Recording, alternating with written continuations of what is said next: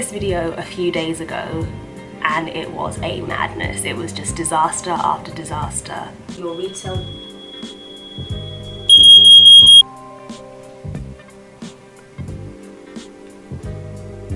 Did I just...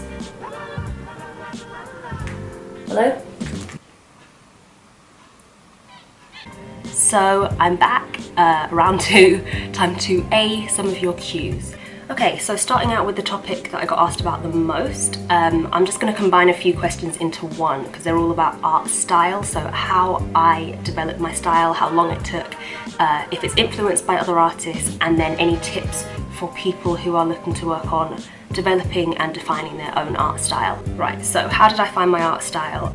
I don't think I've completely found it yet. I think I'm still working on developing it and getting it to a place where I'm 100% happy. But in terms of, you know, drawing the way I draw now, I've just taken bits and bobs of the things that I've always liked. I've always been into line work. If you look at my sketchbook video, you'll see that quite consistently, since at least 2007, I've really focused on outlines and things like that. So at some point I also discovered artists using brush pens and I decided to see if I could incorporate that into my work. So yeah, I think for tips on how to find your own art style, I would say just go with the flow. You know, look at your work that you're doing now, think about the parts of it that you like, think about the parts that you don't like, and then look at other artists and what aspects of their work you like and think about how you can incorporate that into your own work.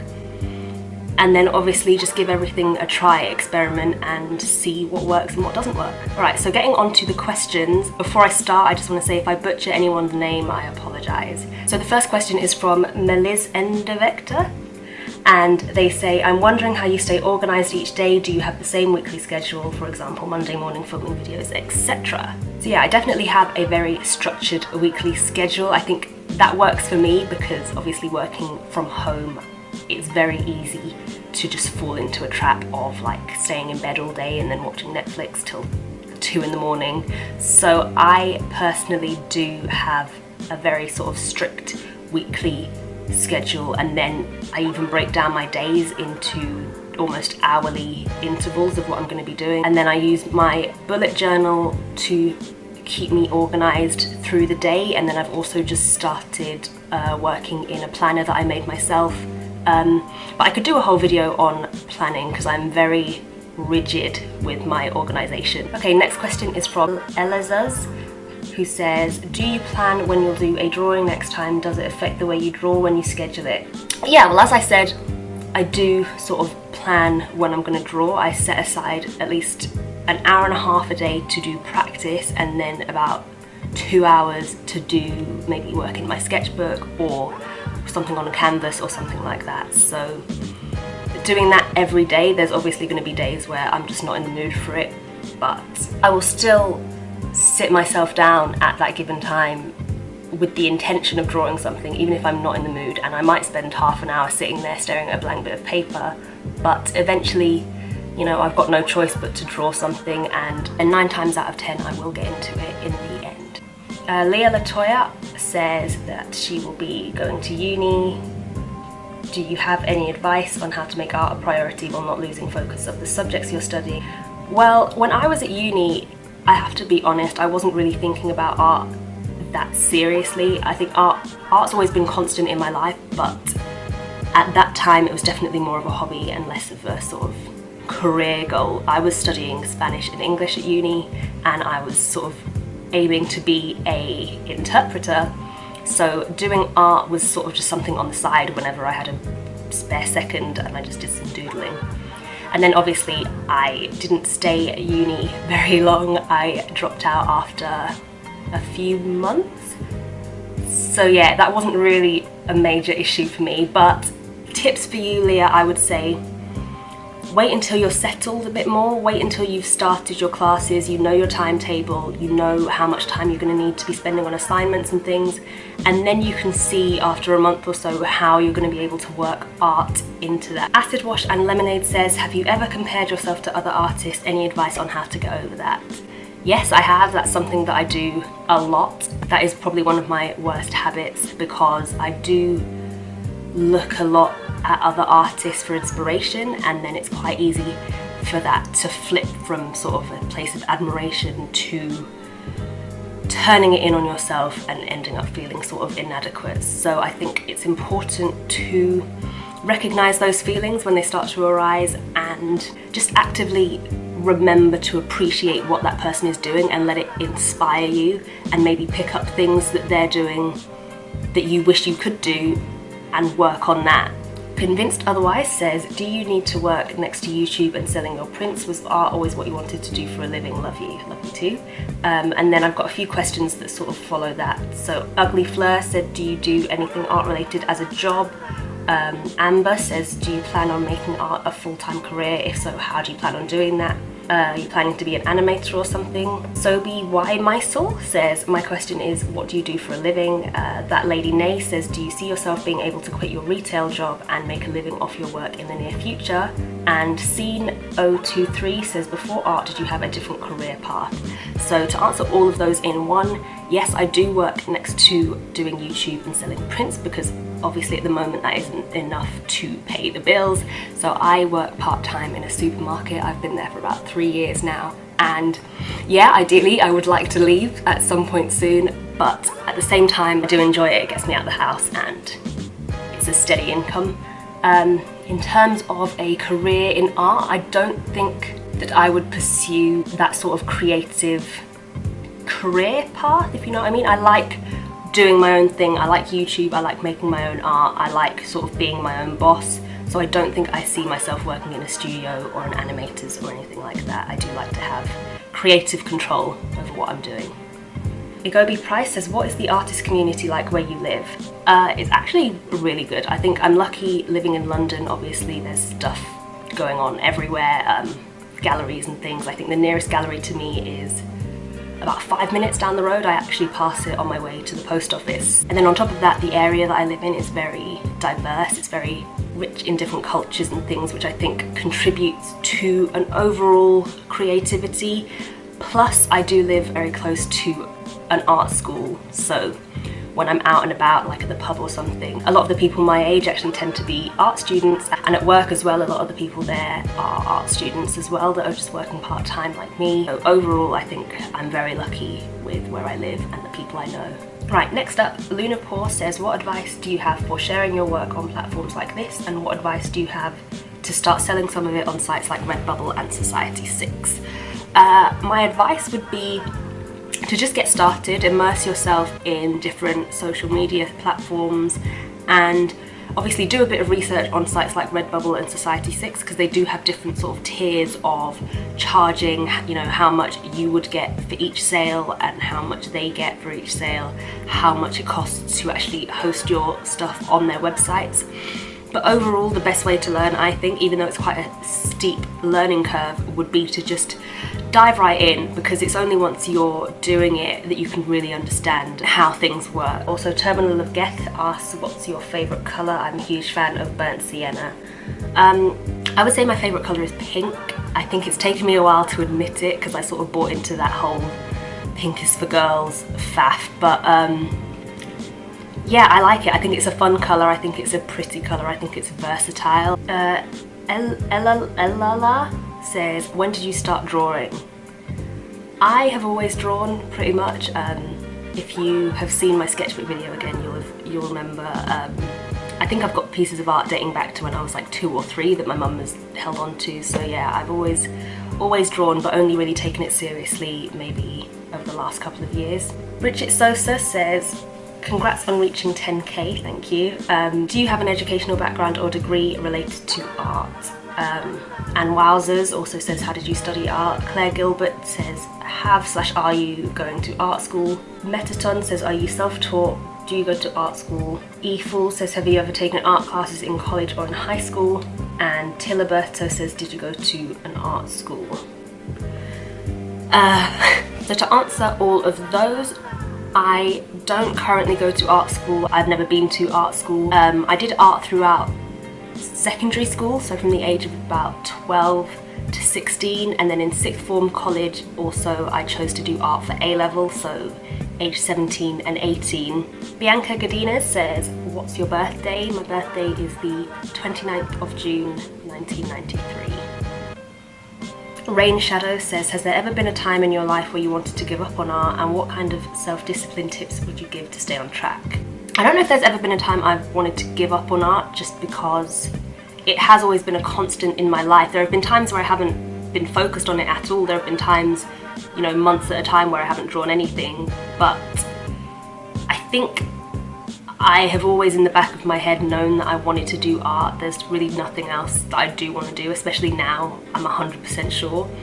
So even now, if I sort of fall off track and I'm not interested in art at the time, I'm always quite confident that, you know, it's going to come back. Self-discipline tips. Obviously, like I said before, I am very rigid with my planning, and I think that helps so much to just stay on track. I think it might be a bit much for some people, especially, you know, to have my days planned out by the hour on the hour, but for me it works. Playlee says, do you have another hobby? Anything creative, really. I like making and mending things. I like sewing, making clothes, and then DIY and decor and stuff like that. I love tiling and doing wallpaper and painting and things like that, so anything where I can get my hands dirty, really.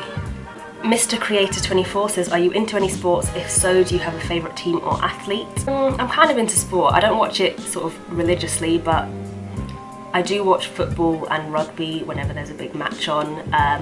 The football team I support is Manchester United, and then in rugby I support big men running into each other. AKA Strawberry 13 says, do you ever think you would be able to travel to the US for something like an artist meetup, maybe say in Washington DC?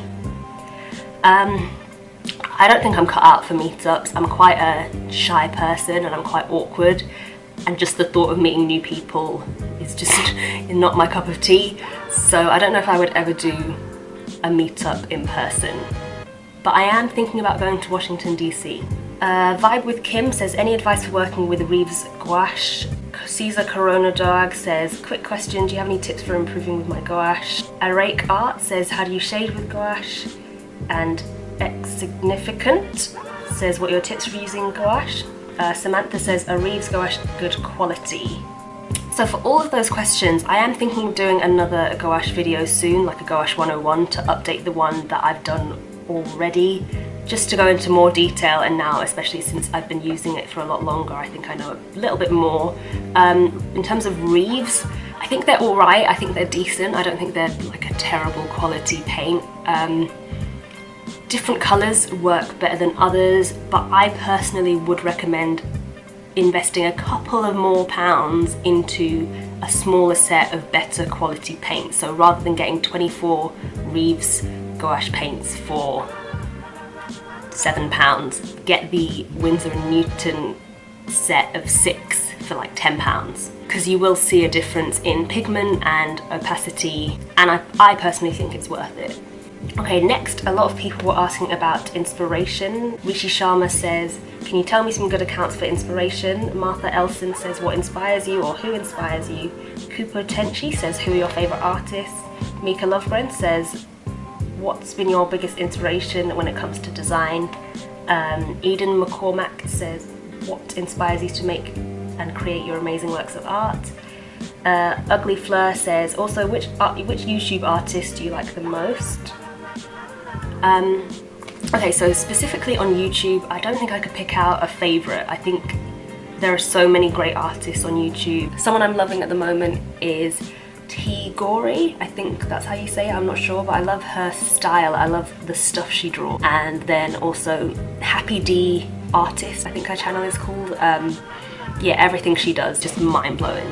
And then artists that I like in general, there's one artist who I've consistently sort of gone back and looked at whenever I'm feeling uninspired, and that is Gyimah Gariba. He's an animator, and I love his style, I love his vibe, I love just the way he creates characters and injects culture and life into them. And I also really admire his work ethic and how far he's got in his career at such a young age. I think he's actually younger than me, so. Annalisa Garcia says, what music do you turn to for inspiration? Ethera Lily says, what music do you listen to? Music I listen to normally is the same type of music that I use in my videos. I think it's perfect to just mellow me out, and it always sort of creates images in my mind, if that makes sense. Right, Agobi Price, when did you know you wanted to make a YouTube channel? When I started narrating everything I did in my head as if I was already making a YouTube video. That's when I knew. What's your go-to snack? Chocolate digestive biscuits, and everyone that knows me knows I eat 2 of those biscuits every day. I've been doing that for like at least 10 years. Even when I go on holiday, I will pack a pack of these biscuits in my suitcase wherever I'm going. I've actually eaten some while I was filming this video. Chocolate digestives. What's your favourite childhood pastime? Dance? If you could meet any artist, dead or alive, who would it be? What would you ask them? That's a good question. I think probably a surrealist, maybe like Salvador Dali. I'm such an in-the-box thinker. I've always wondered how people like Salvador Dali have managed to sort of come up with the stuff that they come up with. Poppy Morris says, have you ever been to the Isle of Wight? I haven't, but one of my best friends actually goes there every single summer, and she always has the best things to say about it, so I definitely think I will go there one day. I am D. Friedman says, will you be mine? All jokes aside, have you ever thought about live streaming? Do you smile when reading your comments?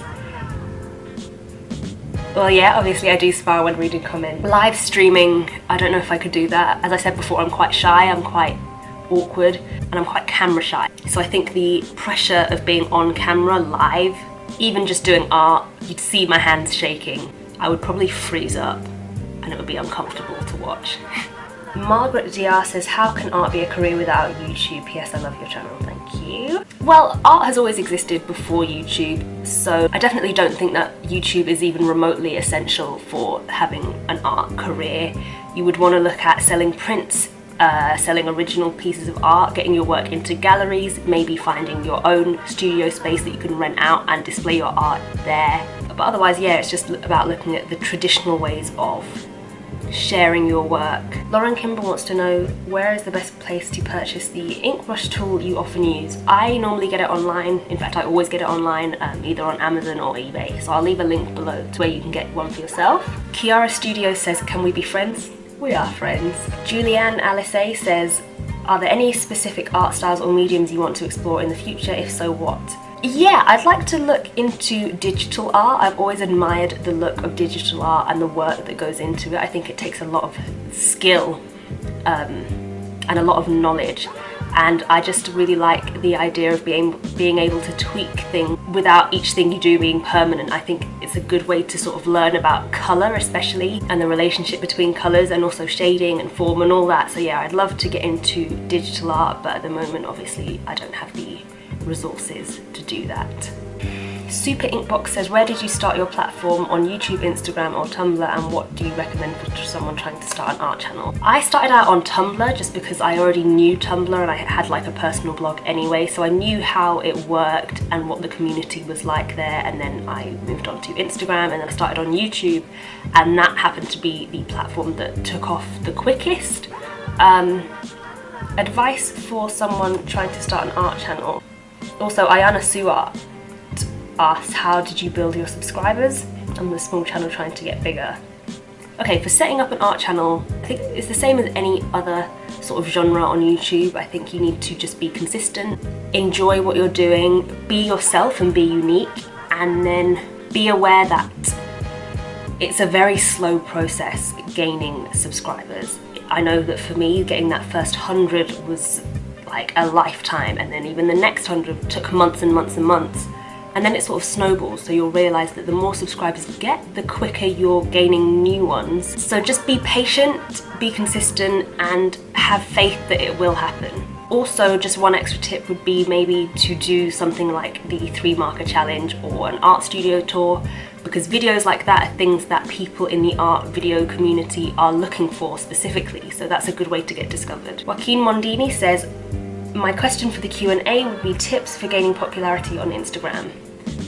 I don't think I'm that popular on Instagram. I have, I think, 2,000 followers, which in the scheme of things, you know, in terms of Instagram popularity, I don't think it's that much. So yeah, for tips, just the usual hashtagging things. And something I've started doing recently is to tag brands. So if I use, you know, a Winsor & Newton paint, I will tag Winsor & Newton in a post, and that way if they see that, they might feature it on their page, and that would get you a lot more traffic. Nisha Solorio says, would you ever consider doing non-art related videos? Yeah, I like the idea of doing sort of lifestyle type videos. I do think art can be more than just paintings and drawings. I think art can also be represented in how you take care of yourself. So things like productivity and motivation and inspiration, and then even decor and, I don't know, art for the soul.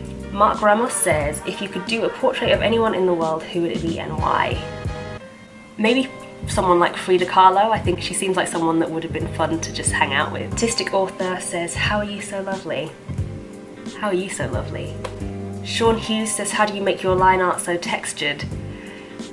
Really just by messing about with how much pressure I put on the pen and just sort of letting it flow however it wants to, really. Okay, last couple of questions. Wolf of Full Moon says, can you tell us about your future goals? And Mr. TubeU92 says, what are your future aspirations as an artist? I really just want to keep doing what I love, but be able to take care of myself.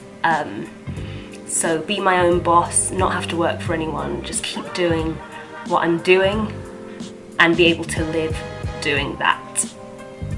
But yeah, overall, nothing massive. I just kind of want to be okay. And Athena Mizell says, what advice do you have for the novice artist out there? What's a good starting point, or in your experience, what's the best way to improve in a medium you're interested in? I think the best way to start working on improving your art is to be honest with yourself about what parts of your work you think are lacking. What do you think needs practice? It's so much easier to break it down into what lessons you need to learn, which YouTube tutorials you could look up, what books you might need to look into, because on the internet you can find everything nowadays. It's just about looking for the right thing.